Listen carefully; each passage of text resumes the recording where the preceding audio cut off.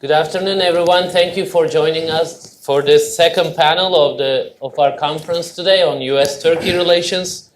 Earlier on, as you know, you were here that we had a great conversation with the Deputy Foreign Minister of Turkey, particularly on the implications of the U.S. withdrawal decision from Syria.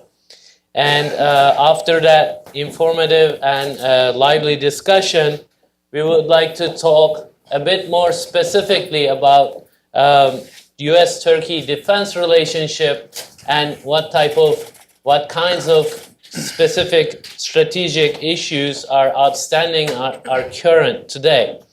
We want to thank the Presidency of Defense Industries in Turkey for supporting this event and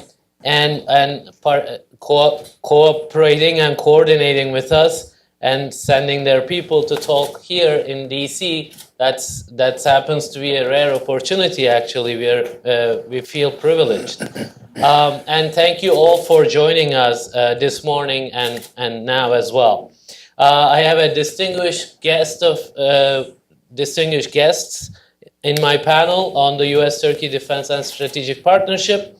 I'm not going to read their extensive and distinguished bios. You can find it in the handouts. I just want to introduce them briefly before we move on to the discussion. To my left, Celal Sami Tüfekçi. Dr. Tüfekçi is the Deputy Undersecretary for Defense Industries in Turkey. The Presidency of Defense Industries, it recently shifted its status, which shows the importance of this topic for Turkey and Turkey's foreign policy these days. Just to his left, Dr. Coffey, Luke Coffey, is joining us from the Heritage Foundation once again. Thank you, Luke. Thank you. He's the director of Douglas and Sarah Allison Center for Policy at the Heritage Foundation. Just to his left, Dr. Yeşiltaş is our colleague from the SETA Foundation in Turkey. He's the Director of Security Studies. He's based in Ankara. Without further ado, I just want to turn to my panel. Thank you very much. Dr. Tüfekçi, okay, for your remarks. You have a question or I just start as an opener? Well, tell us, let me start with a question then. Otherwise, I'll speak endlessly.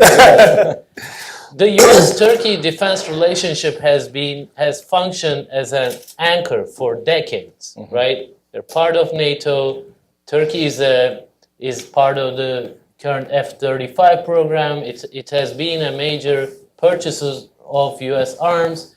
It has cooperated with the United States in around the world, right? Afghanistan, now to some extent at least Syria, and in other locations in Europe, obviously.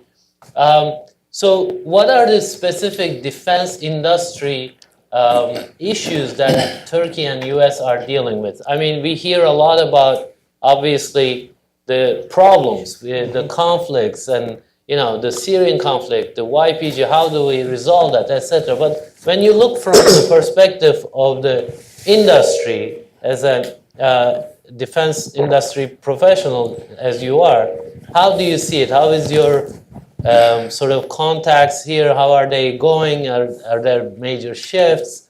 How is it really going right now, given the F-35, S-400 projects? There are quite a few issues.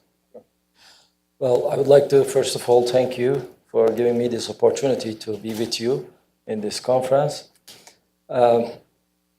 Maybe I can start with painting a picture, a short story of what we're trying to do in Turkish defense industry, and then shift to the U.S.-Turkey defense industry relations.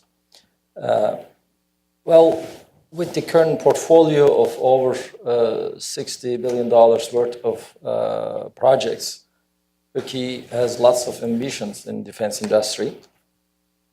We have huge programs such as National Fighter Jet Program. As being part of F-35 JSF program, we also have our indigenous development.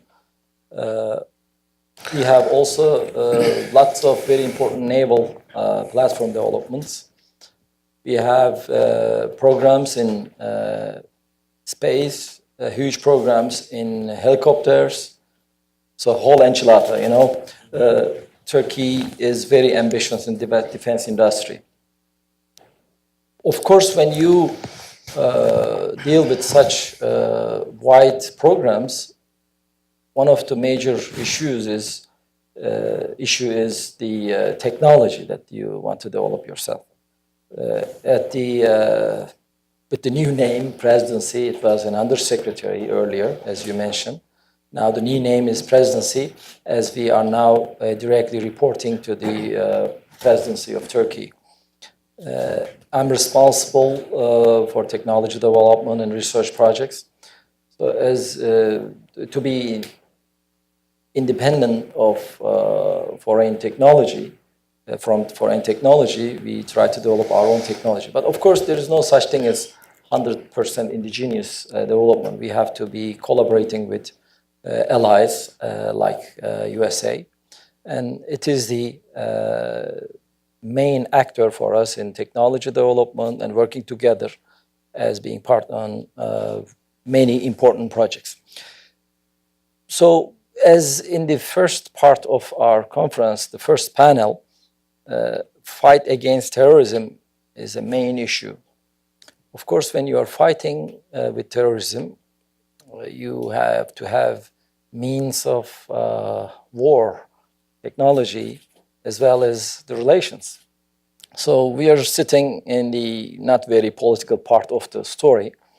Our politicians, headed by our president, is defining the policies, but we are focusing on technology development and platform development.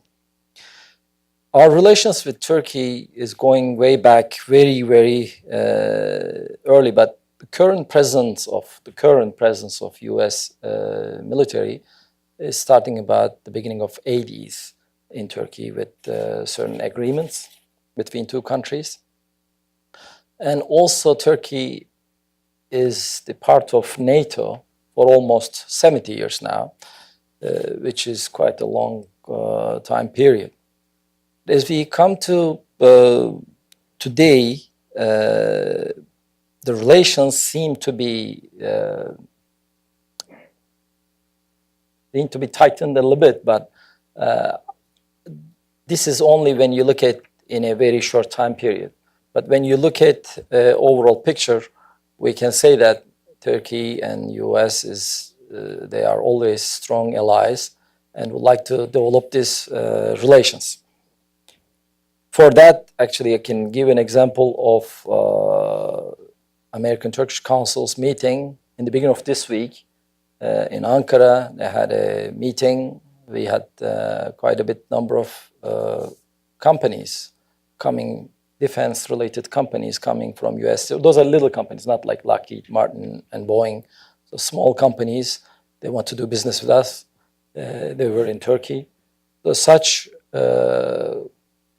relations are always developing.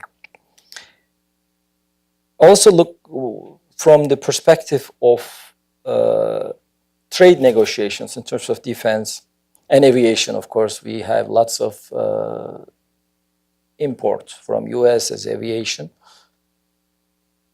That accounts our exports to the world in terms of defense equipment.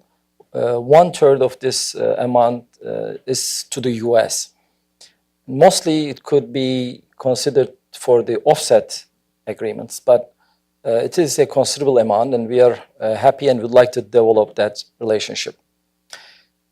So maybe this is to begin with is enough. I don't know if then on the next phase I can go into some strategic relations.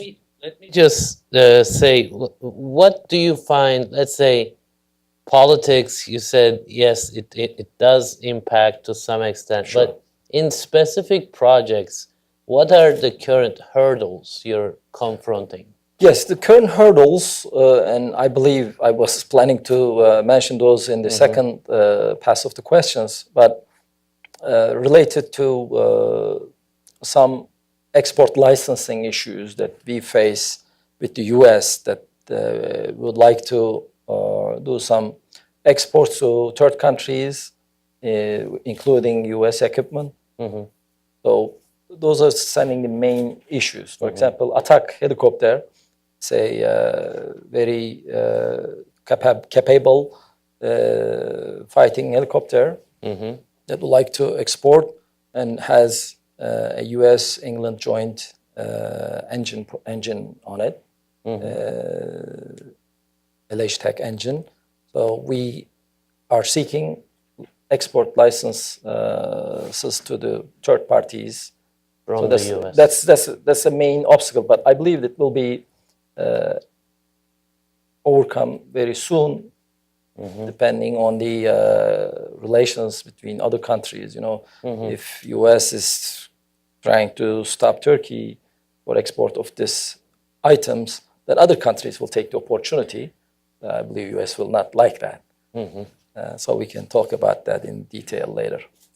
Okay. And also in F-35 program, it is a very different program. It is not like an FMS program that we are buying something. We are part of that program. Yes. We have many companies in Turkey producing parts, central fuselage. Actually, Turkish aerospace industry is the single source other than Lockheed Martin in the world. If you want to speed up the production and reduce the prices, we have to work together. You know, I know there are issues. If you do this, we are not going to give you F-35s, but I believe it will balance at a point that the program, for the sake of the success of the program, we will work together with US on that. Okay, you're optimistic about sort of political track having too much of a disruptive effect on your side of things, I guess. I'm a technical guy. Luke, how do you see this relationship? Obviously, there are many strategic considerations, but you have the background to talk about this authoritatively, I would say, more so than many other people. So how do you see that, given there's a lot going on in Europe and the transatlantic partnership and their sort of arms markets and the cooperation? I guess the nature of the game might be changing or is in the process of changing. How do you see this going forward? Thank you. Well, firstly, thank you for having me here today to speak. It's always a pleasure to be here to talk about these issues, U.S.-Turkish relations. I echo a lot of what was already said. I think we have to look at, well, the title of this panel talks about the strategic, partnership, or is it relation? Defense and strategic. Yeah. We need to look at strategically this relationship and stop looking at each individual hurdle as on its own. The U.S. and Turkey have had a very good security partnership for more than 70 years. And we've had a rough relationship for the past 7 years or so, give or take. So I'm not quite ready to throw away that 7 decades long strategic, healthy relationship because of 7 challenging years. I think with all relationships, both sides have to work really hard at maintaining that, and that applies to every sort of relationship we have in life, whether it's bilateral relationships between countries or with your spouse at home. So we all have to work together to make the relationship work and be successful. But I think with the U.S.-Turkish relationship in particular, I feel like we're not at the bottom anymore.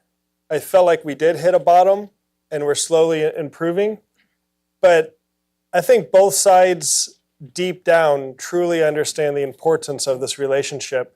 So that emotion has translated into this desire to have this big bang effect of improving, getting relations back on track immediately, how they used to be. And it's not going to be like that. It's going to take a lot of confidence building by both sides. I would actually please forgive me, the Turks in the audience, but I would use a baseball analogy that instead of trying to hit a home run in the U.S.-Turkish relationship right now, we need to try to start hitting singles and get people on base so then we can start scoring runs and building confidence up. That's how we need to approach it. It'll be a process and not an event. And I know in the previous panel, Syria was discussed a lot. I wasn't here, but I saw it on Twitter. It was discussed quite a bit. And of course, you cannot have a discussion about U.S.-Turkish relations without discussing Syria. And I really hope that the U.S. withdrawal from Syria can be done in such a way that it does offer a window of opportunity to really get the relationship back on track.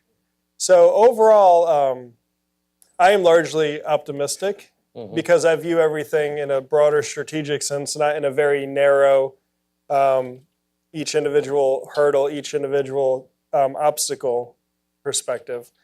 In terms of the big issues, there's still a lot of misunderstanding, I think, on both sides of the relationship. I wish that more U.S. congressmen would understand what the implications are when they suggest that F-35 is not going to be delivered to Turkey or they should be out of the program. They need to understand the strategic implications. They need to understand the financial implications to this because the less players you have, the more it's going to cost. And they also probably need to understand better the legal implications of this as a major contributor to the F-35. Turkey is financially involved already. I believe maybe $180 million or so to date in the program. A number of Turkish companies manufacture key sections of the F-35, as was already pointed out. And we often describe the F-35 as a U.S. plane, an American plane, but it's not. I mean, it's called Joint Strike Fighter for a reason. And we need to see it for what it really is, which is a very multinational effort. But that being said, I wish Turkish parliamentarians and politicians would understand American concerns over S-400s and what is perceived to be as this rapprochement between Ankara and Moscow that seems to be at the cost of U.S. influence and engagement in the Middle East. A lot of this actually boils down to perceptions, not necessarily reality, but in international affairs and international relations, perceptions matter. So it's important that both sides have a better understanding and appreciation of the views and feelings of each other. I think that would be a very healthy way to go forward. Thank you, Luke. I'll move over to Murat. Maybe I'll come back to you for the S-400, I guess. We'll require maybe a bit more technical information about that. Murat, how do you see these issues going forward right now, especially in terms of Turkey's sort of this national security and national defense perspective is in a quickly changing environment. It's trying to revamp it and redefine it. How do you see it as an analyst? Yeah, thank you, Kadir. It's a great honor to be here. First of all, I would like to thank. So I think there are two important dimensions with regards to Turkey's changing security and defense policies over the years, especially during the AK Party rule.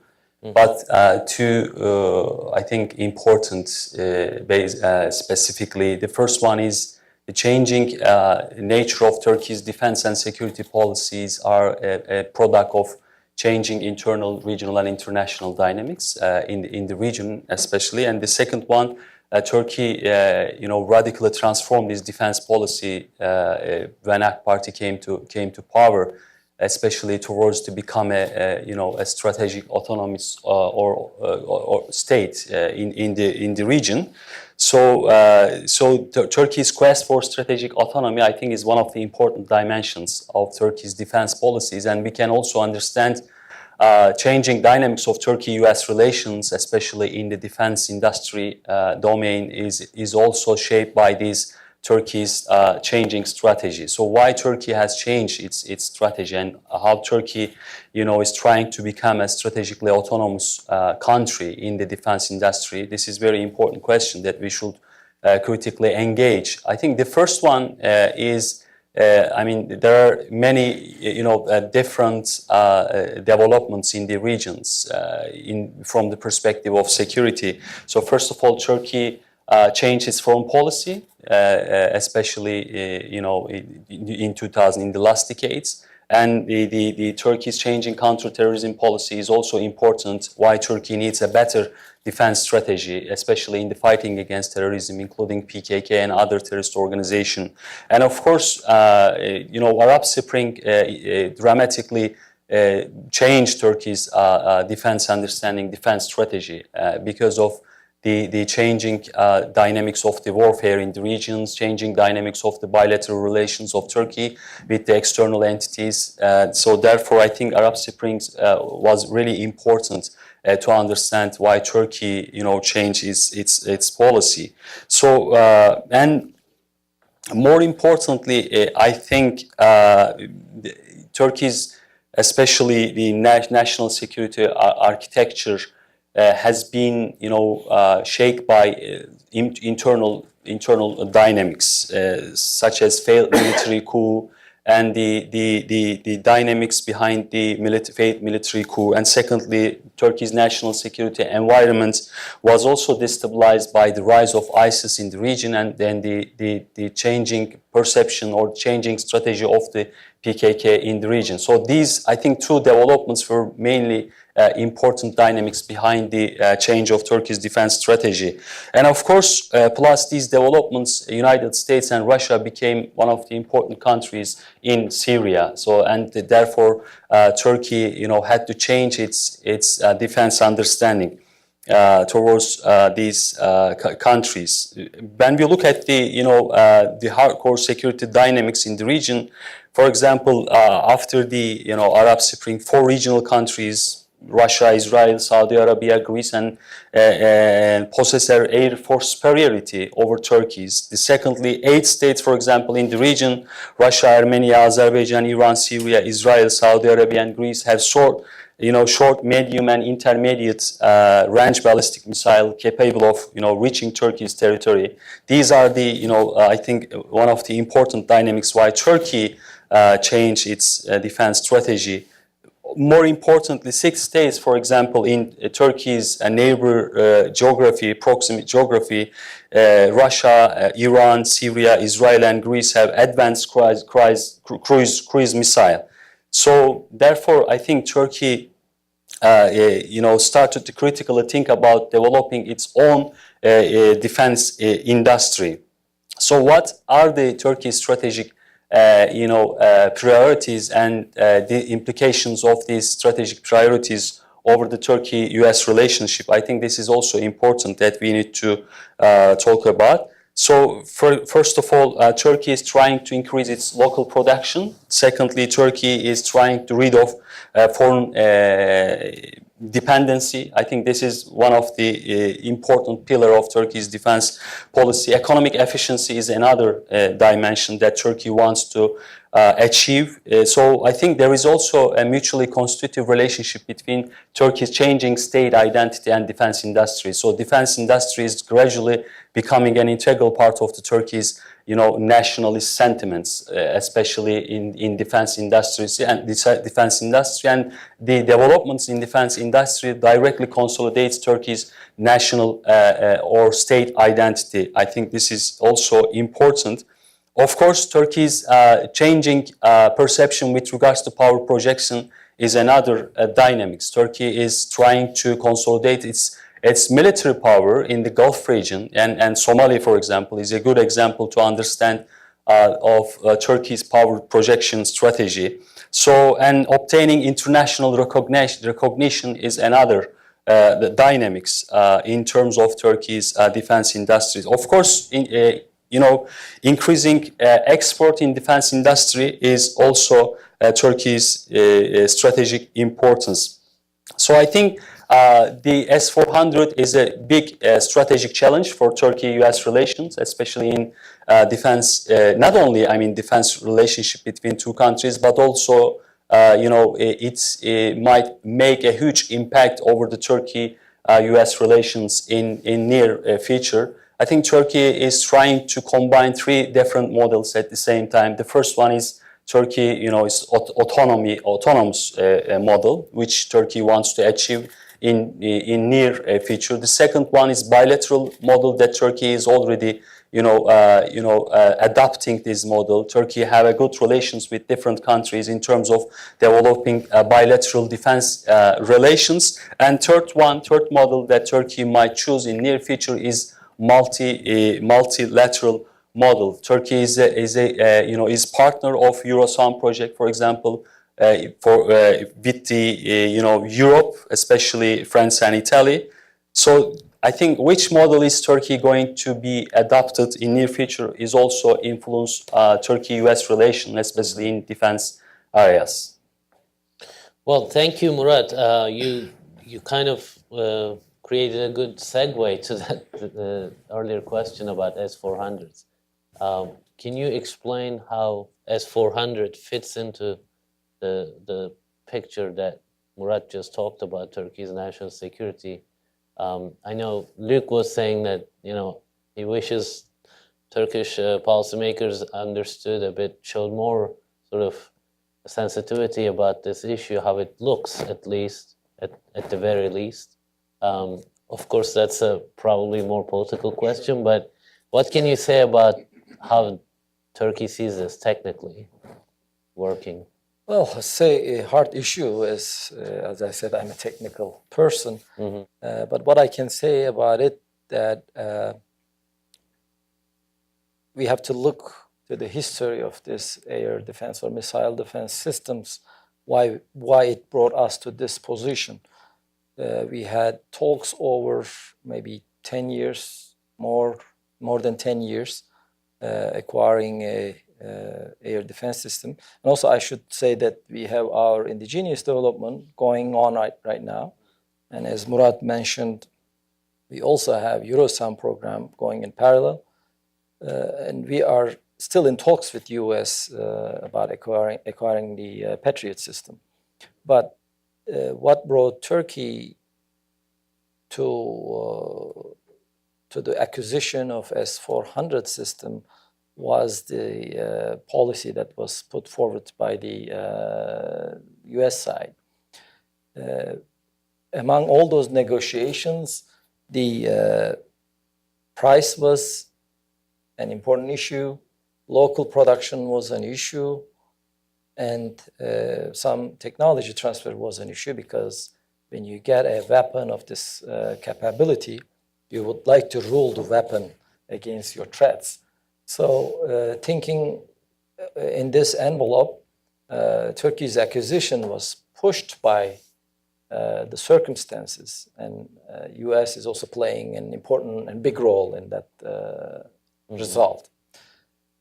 But I should also mention that by acquiring a system from Russia, about Russia, there are a lot of questions about its integrity to the NATO systems and its safety. Integration. So it is not something that we are blindly buying a system. Of course, all those issues are considered properly, that it is not going to be part of NATO system. It is a separate system, but Turkey needs this, considering all the threats around Turkey. You know that our airplane was shut down in the Syrian border. That created a crisis, and also we hit a Russian plane, but we hit the Russian plane with another plane. We didn't have an air defense system. So we need this system, we need this capability. We would of course like to get it from the US, but US didn't act as we wished during the negotiations. But we still have negotiations. I don't know the political decision-making side of the story, but if we go forward with the U.S. Negotiations with Patriot acquisition, that will be another case. But I don't know whether they will coexist or not. That's a decision to be taken by the politicians. Okay. Did you want to add anything to this, Luke? Well, yeah, the point about the perception or better understanding from the Turkish side on how this is viewed in the U.S., you're right, is a political one. That I still wish that the politicians would address. But also I find the U.S. position puzzling as well because, defense exports should be considered as another tool of foreign policy. And whenever you export a piece of equipment, along with that usually comes joint exercises, joint training, a shared culture around that individual piece of equipment that then builds into a larger and closer relationship between two countries. And I don't know, I'll be honest, I don't know the technical ins and outs of why the Patriot system is considered so sensitive on technology transfers that we can do it with the NATO ally Turkey, but yet they can participate in our 5th generation Joint Strike Fighter program. This is for me, this is a dilemma, and I admit I don't know. I'm sure that maybe there's even someone in the audience who can from the USG that can explain this, but I don't know what that answer is. And I think maybe if there is a legitimate answer, then maybe going back to the politics and the perception of it, maybe that could be explained a little better as well. But I think one fundamental difference that I personally take on the whole question of defense procurement is that I think that the ultimate, and I probably would say this as an American because we're a huge country with a huge economy and a huge defense budget and a huge industrial base, but I think that the number one goal of any country's defense procurement process should be to provide the best equipment to their armed forces at the best cost to the taxpayer. Now, underlying that is the issue of sovereign capability. There are some issues, there are some capabilities, some pieces of equipment that no matter what, because of national survival, national sovereignty, have to be produced domestically. And every country has this, some more than others. Some have the luxury of having more of these sovereign capabilities that they need to procure locally than others. But I think because I start with the point that defense procurement should provide the best equipment at the best price to the taxpayer, I think that by extension, I don't think that the defense industry should be, the defense procurement policy of any country should be a jobs creation program. And I admit, I say this as an American where we have more of a luxury to view things this way. I admit that. But I think if you kind of use it as a starting point, then you can get the best equipment at the best price for your armed forces. I would be very interested in learning if you're encountering some of the same challenges with Russia over S-400 about domestic production, transfer of technology, and how, if you could maybe share a little bit about how you're overcoming. I know I'm not the one that's supposed to be asking questions up here. That's fine. It's a coup. But that's fine. That'd be very interesting as an American to hear, like, how this experience has been with Turkey and Russia. This is obviously something that's, talked about, wondered about a lot in this town, how, S-400, as you said, in terms of cost, technical, superiority, etc. Because I find it extraordinary that Russia would be willing to give this system to a NATO member. Or not give it, but, still sell it. Yeah, no.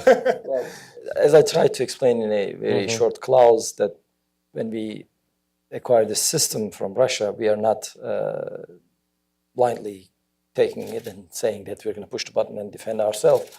It's not possible. You have to have the ins and outs of the system.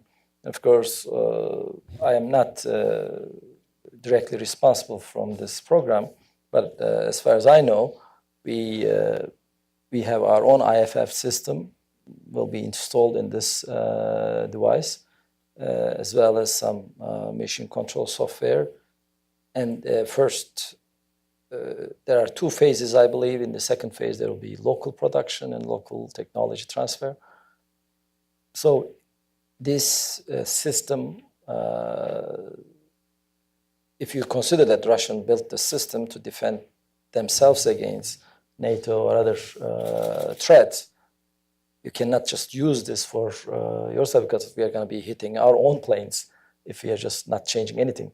So that's not really a right ground of discussion. That there are some claims that the system will be a threat to NATO systems. This is not going to be a system, a Russian system, so to say, that it will be modified in a way, not very technically, but mission-wise and library-wise, so that we can use this against threats, not NATO threats. You know, NATO is not a threat for us. We are allies, and it will be used against Syrian threats or other threats. Of course, it will have Turkish software in it to countermeasure these effects. Okay. Murat, I think, yes. of course, the S-400 is a, it's a political decision. I mean, if you like, a strategic decision taken by Turkey. But of course, Turkey has at the same time, some criteria about the,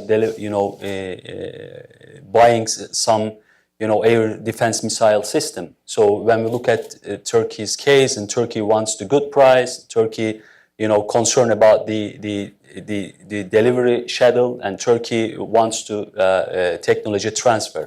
So of course we cannot absolutely say that technology transfer is part of this deal, is S-400. But in terms of the price and the delivery schedule, as you can easily understand, there is an increasing arms race in the region, and Turkey wants to protect its air defense system, and Turkey is heavily rely on a very conventional and traditional protection system, mainly by using its fighter jet to protect its air defense, which is not good for Turkey in this geography. So therefore, I mean, these two price and delivery schedule are very important for Turkey when making a deal with Russia. But of course, Turkey has many advantages in terms of its increasing capability in its defense industry, in terms of improving its own modification system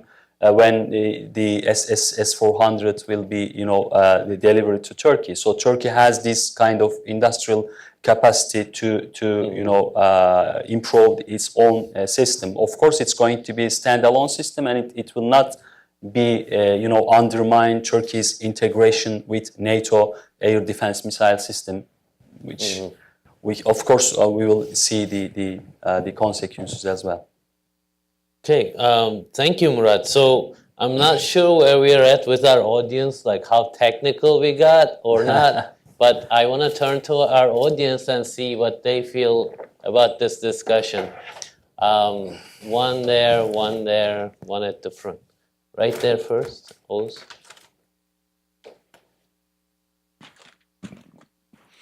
Hi, my name is Sumeyra Pamuk. I'm from Reuters. I just want to ask you, because US is saying that if Turkey actually purchases S-400s, they're not going to be able to sell them Patriots. So is there any chance that Turkey might take a step back from S-400s? And if they can't, how you talked about balancing this. How is that balancing going to work out? Thank you. Thank you. It's right there, one question.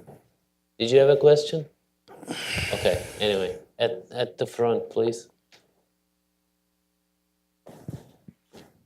Hello, I'm Abdul Abbas from Turkish Heritage Organization.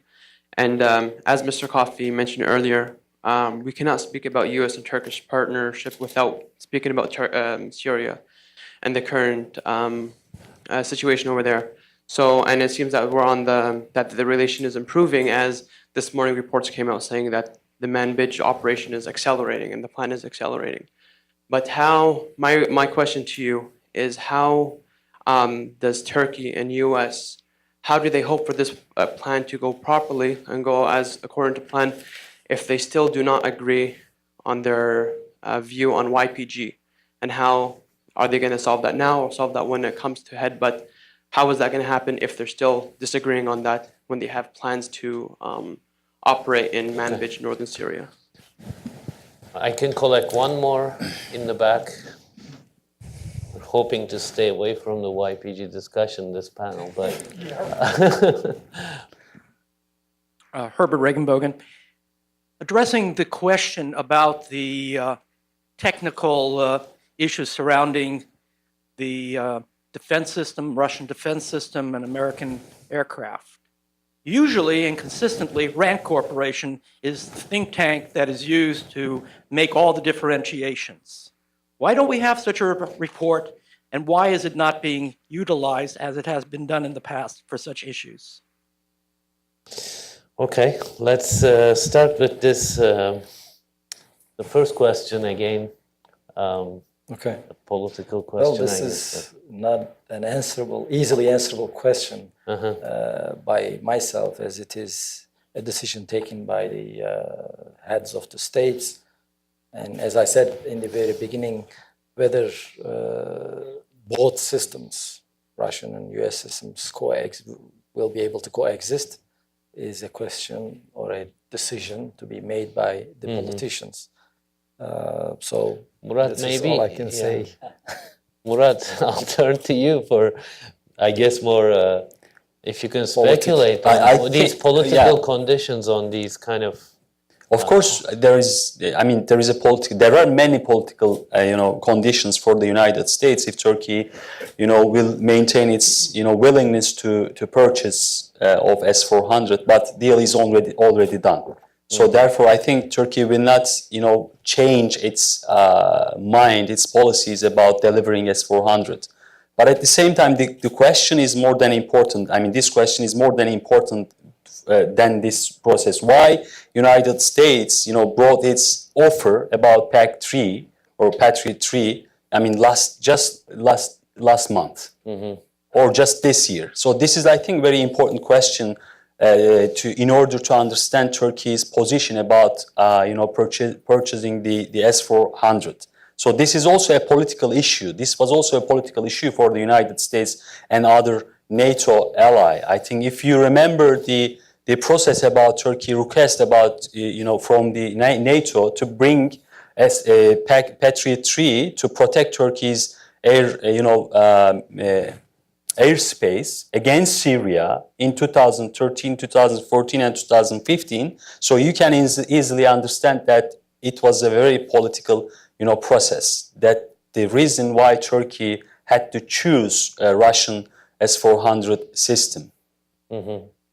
Maybe revising the question a little bit. Let's say, imagine a scenario, US says, okay, you got the S-400s, we're not selling you the Patriots, right? How would that impact the capability on Turkey's needs for air defense? How do you think that would that have much of a difference for Turkey? You have a situation where you have NATO and then you have the S-400s, but no Patriots sales happen. Well, that's the very first idea that you want to defend your Turkish airspace, and S-400 is a capable missile system to do that. But again, it is a question of decision by the upper politicians that whether both systems can coexist. But if Patriot does not come to Turkey and we live with S-400, then it will prove Turkey right that this system, the US capability, was not absolute. It was not absolute. It was not intended, maybe, to be given to Turkey. But if it was, as Murat suggested, that only last month a real offer was put on table, don't you think that it was quite late?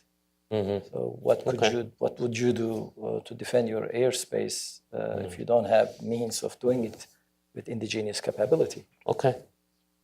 You also mentioned the 10 years of talks. Over Luke, 10 years.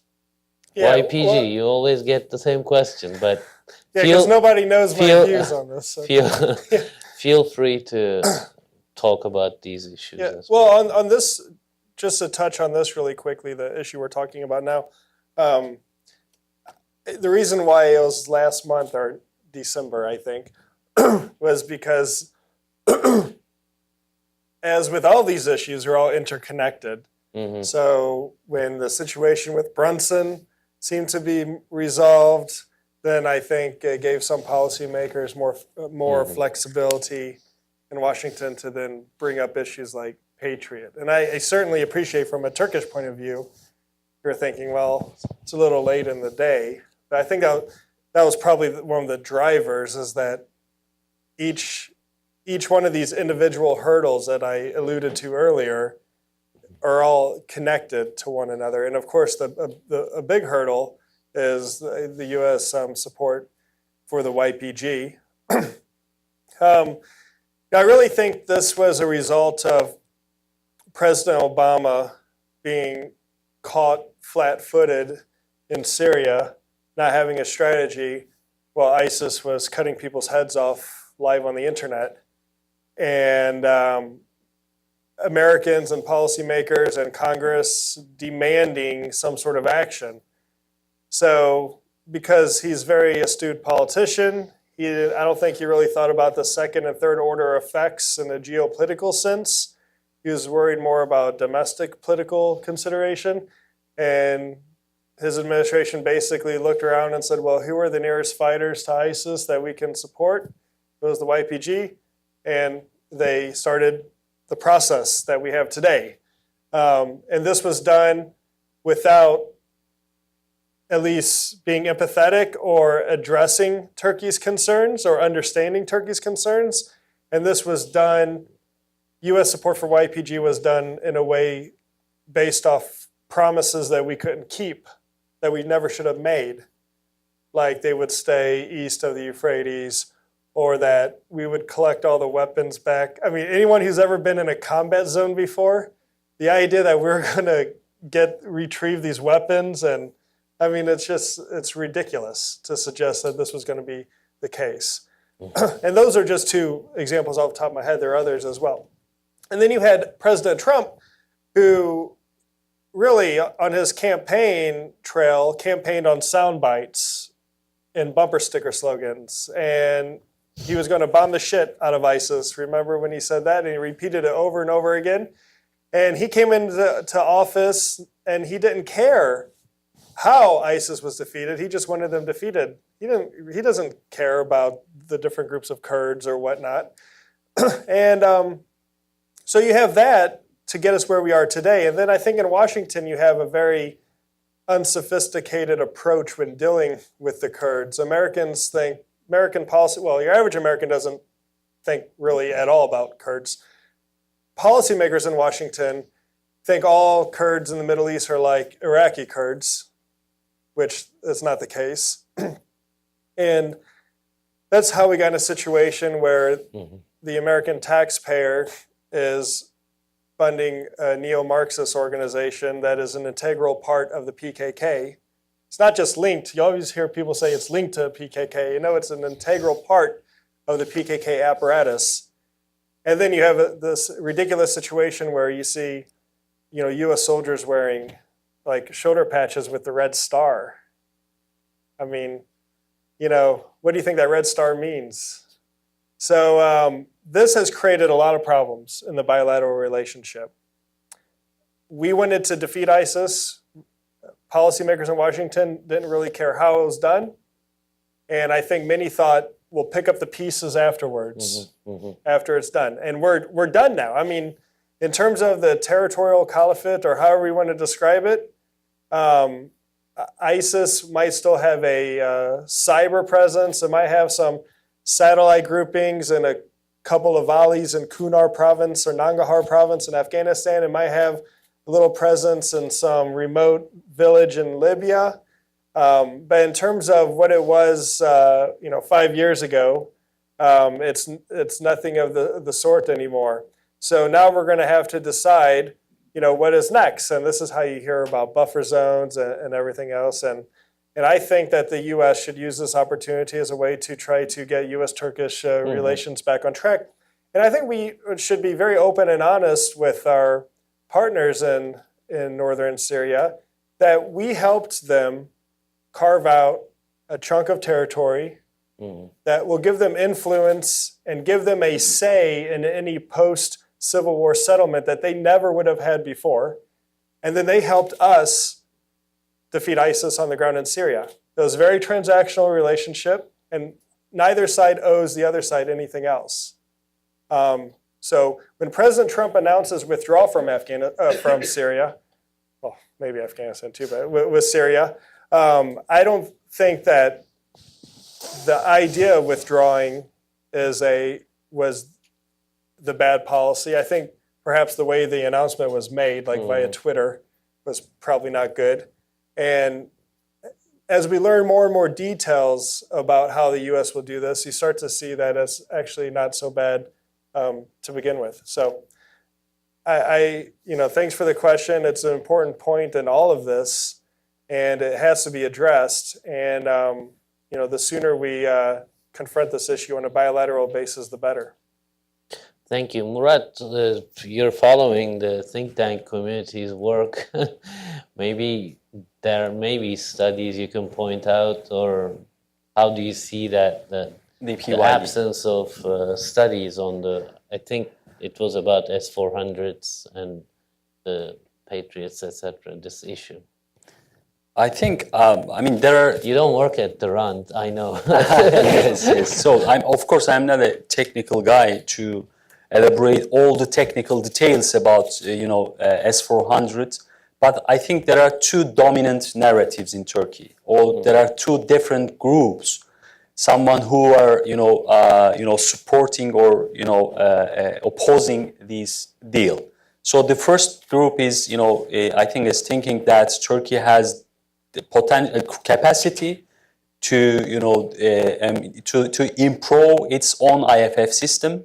So, and it's going not to be a problem for Turkey in terms of integrating its S-400, its own national, system. So this is one part of the story, and it's going to, provide a huge opportunity for Turkey to gain some sort of military deterrence in the region, which is one of the important pillars of Turkey's national security, priorities, especially in the post-Arab Spring, Middle Eastern geopolitical landscape. On the other hand, there are some groups that, they don't think that, S-400 will, provide more, space to maneuver to Turkey to protect its own air defense system because of the lack of integration or the problem of the integration of S-400 into the NATO air defense system. I think this is one of the important ones that we should critically engage from the perspective of technical elements. But they, of course, believe that S-400 is the good system, is the best national air defense system across the world. And so therefore there is some sort of confusion about the S-400. So the second one, which is very important, that we should understand the what's going to be next for Turkey-US relations over this issue. That I think first of all, where Turkey will deploy S-400 strategically, which is a very crucial question.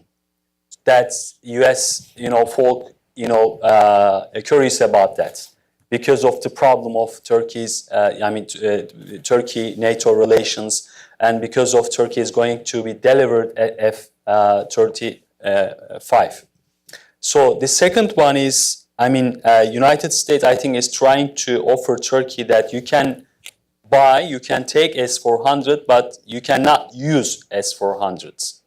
So this is another option. But I think Turkey, will not accept this option probably. I think this is another important dimension. There is also another alternative that's, people are talking about. Turkey can deliver S-400s, but can, send the different, countries. As you remember, if you remember the S-300, Russian, offered to the Cyprus, and then Cyprus had to remove S-300 to the Greece.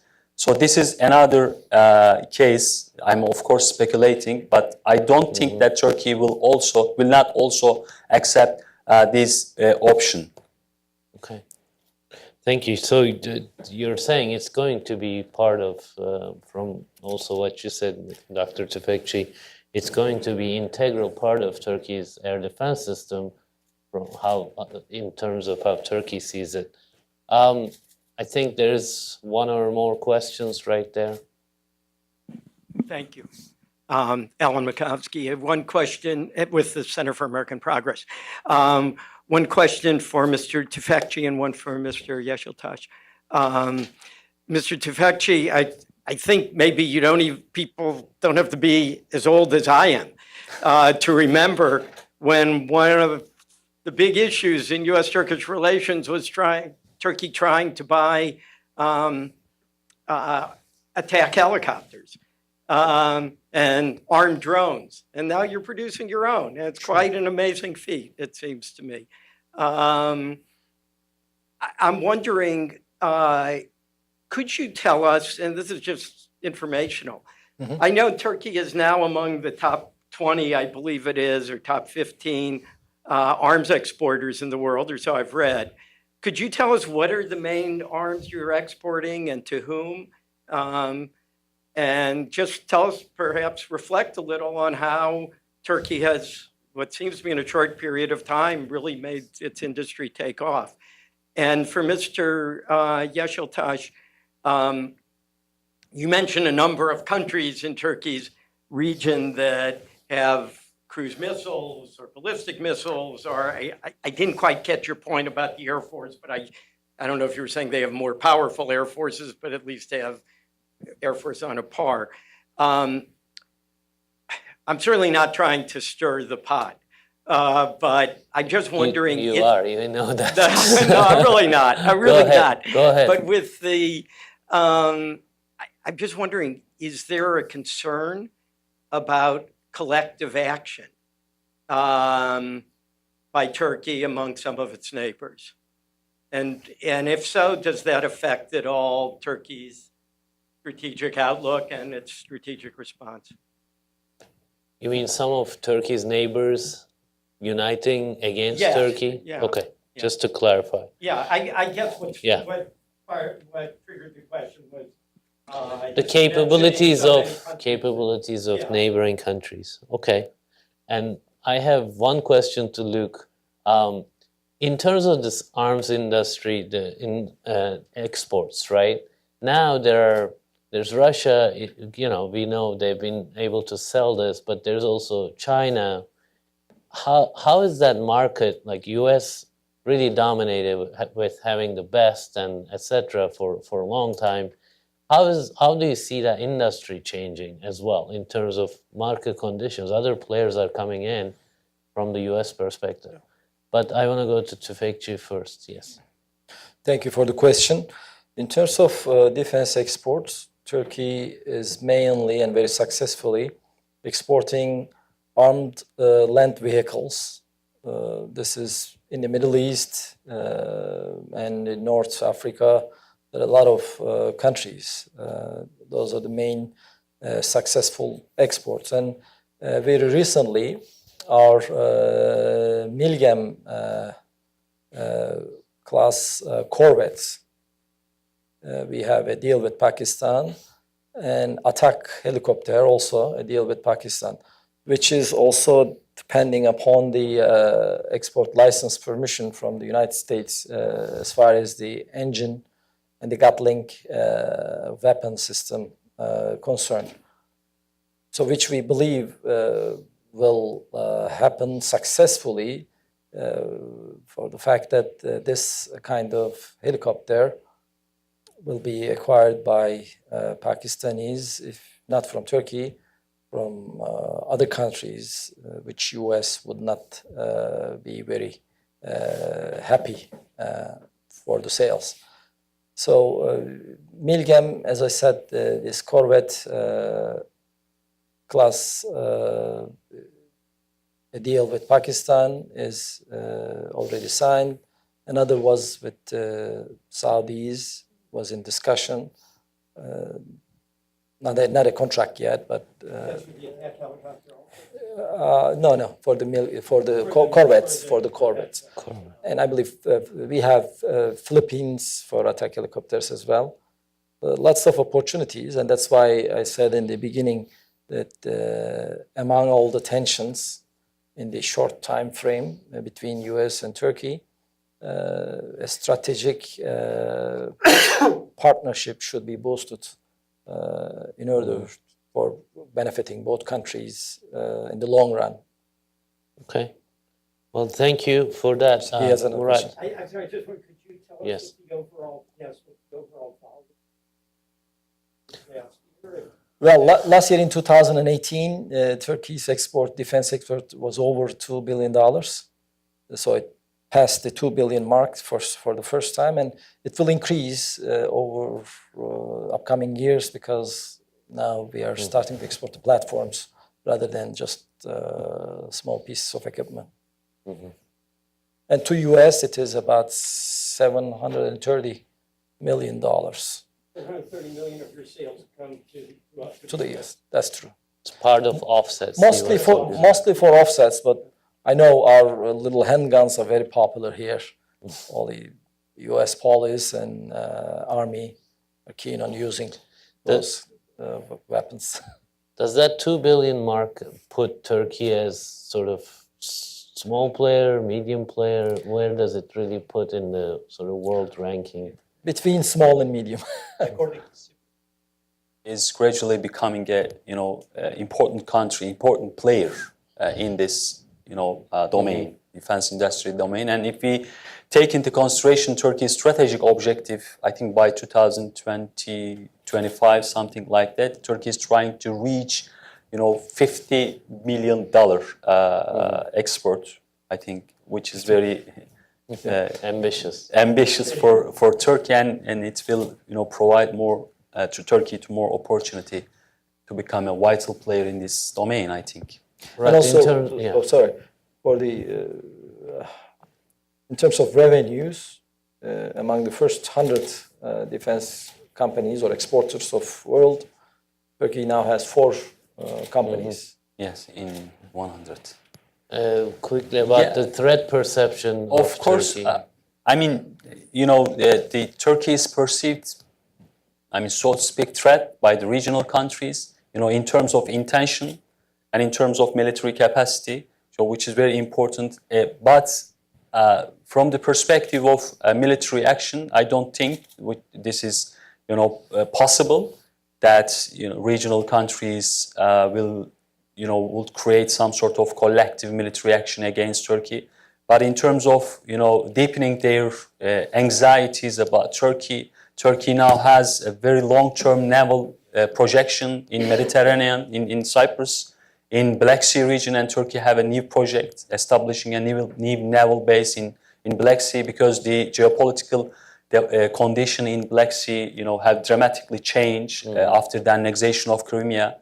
And when we look at the Turkey's other power projection, project in the region, Qatar is one of the important examples that Turkey is trying to improve its, or consolidate military power. Somalia is another example. Turkey is also playing a vital role to promote stability in Somalia, to support state building process in Somalia. So, and Turkey has also, some sort of strategic plan about the establishing a new base, military base in Sudan, which is also, make a difference in terms of Turkey's power projection. But in terms of the military action coming from the regional countries, I don't think that it's possible. Okay.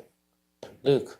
Yeah, with defense exports, for the most part, you always have to be a little careful on international rankings because all it takes is for like one country 1 year to have a really big sale, like massive sale to what is usually a Middle Eastern country, and then that'll jump them high up in the rankings, and then the following year they'll kind of be back down.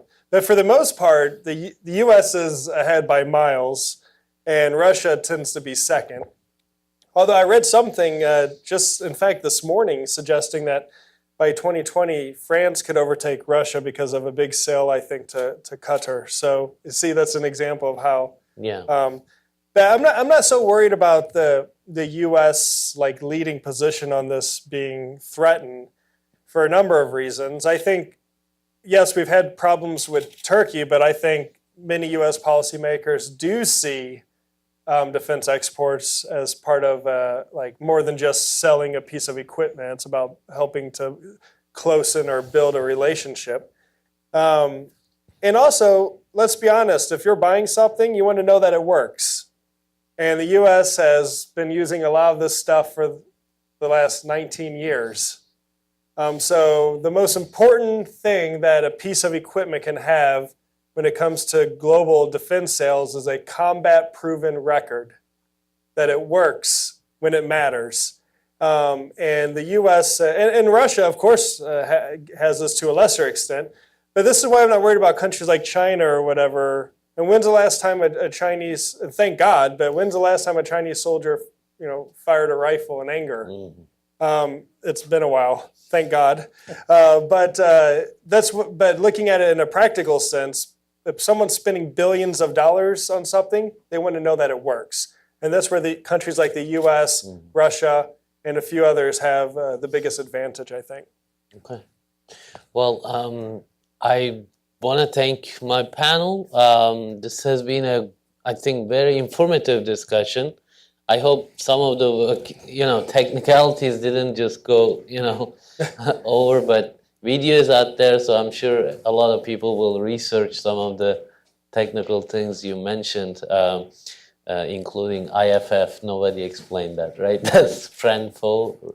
I'm assuming. I think that's the friend-foe thing. So thank you, friends, for being here. Thank you to all for being here. Please join me in congratulating the panel. Thank you. Thank you. Thank you. Nice to meet you.